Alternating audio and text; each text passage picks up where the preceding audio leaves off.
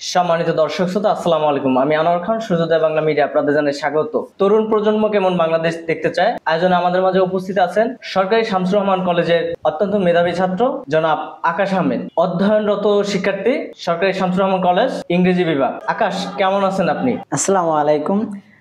নতুন দিগন্তের বাংলাদেশের এক অনন্য ঘন মুহূর্তে সত্যি আজ আমি অনেক আনন্দিত। আলহামদুলিল্লাহ, আমি অনেক ভালো আছি। আপনি কেমন আছেন? জি, আলহামদুলিল্লাহ ভালো আছি। আজকাল বাংলাদেশকে যদি আমরা পর্যবেক্ষণ করি, যদি বাংলাদেশকে আমরা দেখি, বিশেষ করে বাংলাদেশের যে সকল তরুণ প্রজন্ম রয়েছে, এই তরুণ প্রজন্ম অনেক ক্ষেত্রে আমরা দেখি নীতি নৈতিকতার বাইরে আছে, তাদের নৈতিক চরিত্রের অবক্ষয় হচ্ছে।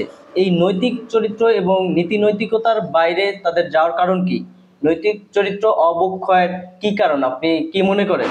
আজকাল আমাদের দেশের যুব সমাজেরা দিন দিন অনৈতিক কার্যকলাপ এবং মাদকাসক্তের সাথে জড়িত হচ্ছে। কেননা বেকারত্ব, হতাশাগ্রস্ত, পারিবারিক অশান্তি, সামাজিক অবক্ষয় এবং মাদকের সহজলভ্যতার কারণে। এর জন্য আমি দায়ী করব পরিবার, সমাজ এবং আমার রাষ্ট্রকে। আপনি বলতেছিলেন তরুণ প্রজন্মের নৈতিক চরিত্রের অবক্ষয় হওয়ার পিছনে রাষ্ট্র দায়ী এবং এই সমাজ দায়ী। তাহলে তাদের নৈতিক চরিত্রের জন্য যেহেতু সমাজ এবং রাষ্ট্র দায়ী, নৈতিক চরিত্রের মধ্যে তো আমরা মাদকাসক্ত ধরতে পারি। এবং এই তরুণ প্রজন্ম আজ মাদকাসক্ত হচ্ছে, এই মাদকাসক্ত হওয়ার জন্য কে বা কারা দায়ী, নাকি আমাদের এই পরিবেশ পরিস্থিতি দায়ী? যুব সমাজ দিন দিন মাদকাসক্তের সাথে জড়িত হওয়ার পিছনে আমি কারণ হিসেবে দায়ী করেছি আমার সমাজের অবক্ষয় এবং রাষ্ট্র। এখন একটা যুবক খুব সহজেই মাদকাসক্তের সাথে জড়িত হতে ইচ্ছে করলেই পারতেছে। তো এই কারণ হচ্ছে, যদি মাদকের বিরুদ্ধে কঠোর আইন প্রণয়ন এবং এর বাস্তবায়ন হতো, তাহলে এত সহজেই একটি যুবক মাদকের সাথে জড়িত হতে পারতো না। এবং তাছাড়াও আমি বলবো যে মাদকের সাথে জড়িত হওয়ার পিছনে অসৎ সঙ্গ দায়ী, বন্ধু বান্ধবের অসৎ সঙ্গ। ইংরেজিতে একটি প্রবাদ বাক্য আছে, a man is known by the company he keeps. সৎসঙ্গে স্বর্গবাস, অসৎ সঙ্গে সর্বনাশ। তো এক্ষেত্রে আমাদের যুব সমাজ অধঃপতনের পিছনে এই অসৎ বন্ধুবান্ধব, অসৎ সঙ্গ দায়ী বলে আমি মনে করেছি। এবং তাছাড়া হচ্ছে সমাজের অবক্ষয়। আজ আমি সমাজের একজন যুবক হিসেবে যদি আমি মনে করি যে না, আমি একটি সমাজের কল্যাণমূলক কাজ করব, ভালো কাজ করব, হয়তো আমার ওই ভালো কাজের অনুপ্রেরণা পেয়ে অন্য আরেকটি যুবক সেও ভালো কাজের দিকে অগ্রসর হবে। অন্যথায় আমি যদি আজ একটি অনৈতিক কার্যকলাপ করি, হয়তোবা এই অনুপ্রেরণা পেয়ে অন্যরাও অনৈতিক কার্যকলাপের জন্য উৎসাহিত হবে। এজন্য আমরা যদি সমাজের যে যে স্থানে আছি সবাই যদি ভালো কাজের দিকে অগ্রসর হই, তাহলেই মনে হয় যে সমাজের এই অবক্ষয় থেকে আমরা বেরিয়ে আসতে পারি। তাছাড়া রাষ্ট্রকে আমি দায়ী করেছি এজন্যই যে মাদকাসক্তের যে সহজলভ্যতা, এই মাদকের বিরুদ্ধে যদি কঠোর আইন প্রণয়ন এবং এর বাস্তবায়ন করা হতো, তাহলে হয়তোবা যুবকেরা এর পিছনে এত সহজেই ধাবিত হতে পারতো না এবং এই পথ থেকে আমরা উত্তরণ হতে পারতাম।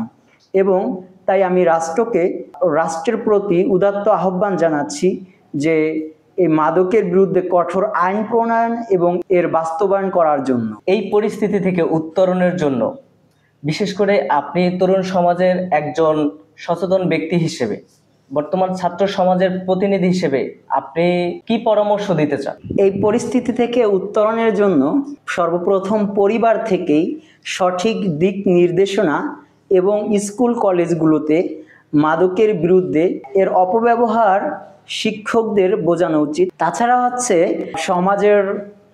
সমাজের কল্যাণমূলক এবং সমাজের যারা নেতৃস্থানীয় ব্যক্তিবর্গ আছে তাদেরও এর প্রতি সঠিক দিক নির্দেশনা এবং সজাগ দৃষ্টি রাখা উচিত বলে আমি ক্ষুদ্র জ্ঞানে মনে করছি। তরুণ সমাজকে সুশিক্ষায় শিক্ষিত করে আদৌ কি বাংলাদেশ পরিবর্তন করা সম্ভব?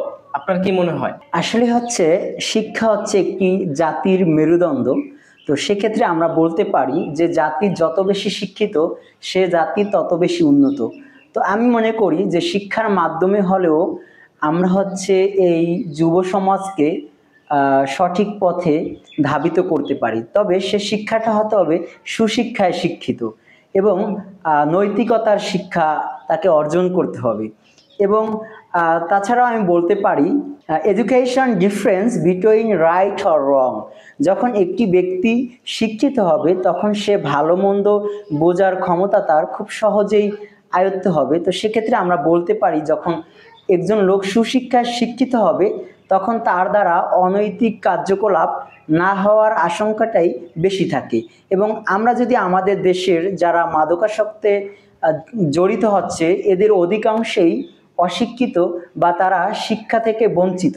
তো এই জায়গা থেকে আমি আশা করতে পারি যে যদি আমাদের সমাজকে সুশিক্ষায় শিক্ষিত করা হয় তাহলে হয়তো বা আমরা এই পথ থেকে বেরিয়ে আসতে পারবো এবং আমাদের যুব সমাজকে রক্ষা করতে পারবো। আপনার ভবিষ্যৎ পরিকল্পনা কি? আপনি কোনো প্রাতিষ্ঠানিক প্রতিষ্ঠানে যদি কর্মরত হন, প্রধান হন, সেক্ষেত্রে আপনি এই সমাজকে, এই তরুণ প্রজন্মকে বাঁচানোর জন্য কি উদ্যোগ নেবেন, বা এই রাষ্ট্রের পরিচালনার জন্য, এই রাষ্ট্রকে সঠিকভাবে আগানোর জন্য আমাদের পরিবেশ পরিস্থিতিকে একটা সহনশীল, উদার, গণতান্ত্রিক, সাম্য, মানবিক বাংলাদেশ গড়ার লক্ষ্যে আপনি আপনার ভবিষ্যৎ পরিকল্পনাগুলো কিভাবে বাস্তবায়ন করতে চান?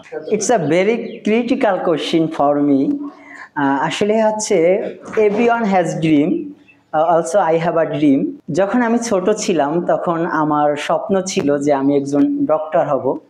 বাট যখন আমি এইচএসসি কমপ্লিট করলাম তখন আমার মনে হলো যে না, আমি একজন শিক্ষক হব।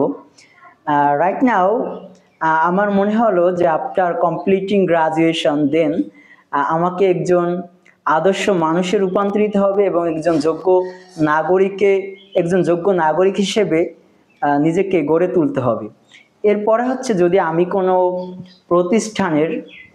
প্রতিষ্ঠানের হয়ে সুযোগ পাই তাহলে আমি শিক্ষার বিস্তার ঘটানো এবং সমাজের সুবিধাবঞ্চিত মানুষের পাশে দাঁড়ানোর জন্য নিজেকে নিয়োজিত রাখবো এবং শিক্ষার কার্যক্রমগুলোকে বিস্তার ঘটানোর জন্য আমি আমার সর্বোচ্চ চেষ্টা করব ইনশাআল্লাহ। এবং শিক্ষার বিস্তার ঘটানোর জন্য আমি আমার জায়গা থেকে সর্বোচ্চ চেষ্টা করব এবং এদেশের মানুষের জন্য আমার জায়গা থেকে নিজেকে সর্বোপরি সেবায় নিয়োজিত রাখার জন্য চেষ্টা করব। দেশ, এই মাটির এবং এই মানুষের জন্য আমার ভালোবাসা এবং আমার সর্বোচ্চটা দিয়ে আমি আমার দেশের স্বাধীনতা, সার্বভৌমত্ব বজায় রাখার চেষ্টা করবো ইনশাআল্লাহ। সম্মানিত দর্শক শ্রোতা, আজ এ পর্যন্তই। কথা হবে অন্য কোনো সময়, অন্য কোনো অতিথিকে নিয়ে। আপনারা সকলে ভালো থাকুন, ভালো রাখুন চারপাশের সকলকে। সূর্যোদয় বাংলা মিডিয়ার সাথেই থাকুন, পাশেই থাকুন।